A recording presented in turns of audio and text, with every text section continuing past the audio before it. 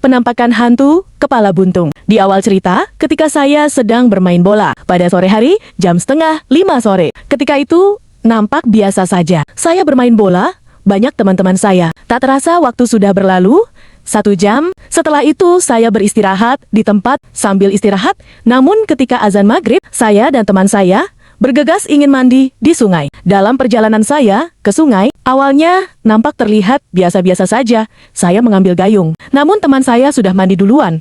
Namun, saya belum. Sambil menunggu agar hawa panas tubuh saya mulai menghilang. Setelah terasa suhu tubuh saya mulai normal, saya mulai masuk ke dalam sungai yang tenang dan dalam. Saya lihat-lihat di sekeliling saya dan tempat saya. Mau mandi, terlihat biasa-biasa saja. Namun, setelah beberapa detik kemudian, saya melihat di suatu jalan di sungai itu nampak seperti orang berjalan. Menurut perkiraan saya, itu pasti orang sekampung saya. Terus saya bilang ke teman saya, di samping itu, "Hei, teman itu siapa? Kok di tengah jalan berhenti?" Saya dan teman saya mulai memperhatikan dengan cermat. Kukira dia mau mandi ke sungai. Namun ketika aku lihat, kok dia seperti orang bingung. Sudah mau turun, kok diam saja? Terus berjalan ke utara. Terus dia ada lagi mau ke sungai, berhenti lagi. Terus dia berjalan ke selatan. Terus tidak ada lagi. Saya bicara ke teman saya, "Itu siapa? Kirain si Fulan mau mandi. Kok kayak orang bingung?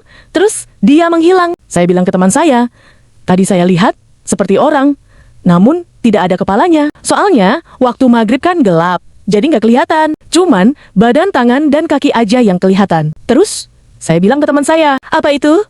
Sosok hantu kepala buntung yang pernah terjadi kecelakaan sebelumnya. Yang kepalanya hancur, katanya saya jadi takut bro." "Tenang aja," kata teman saya itu. Namun, setelah hal itu terjadi, saya dan teman saya menyadari bahwa itu adalah sosok penampakan yang sangat menyeramkan. Saya dan teman saya melihat dengan mata kepalanya sendiri-sendiri. Dari kejadian itu, saya baru mengerti bahwa kalau waktu maghrib itu, jangan untuk keluar rumah, karena waktu itu adalah waktu di mana banyak makhluk gaib berkeliaran, sama seperti yang dijelaskan orang tua.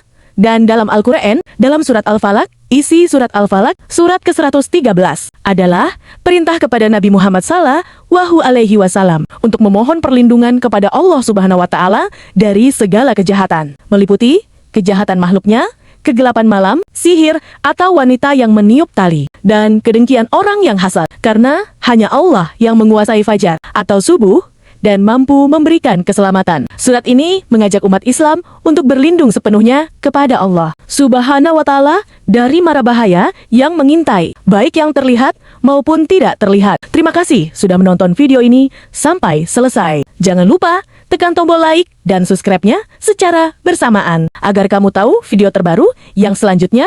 Terima kasih.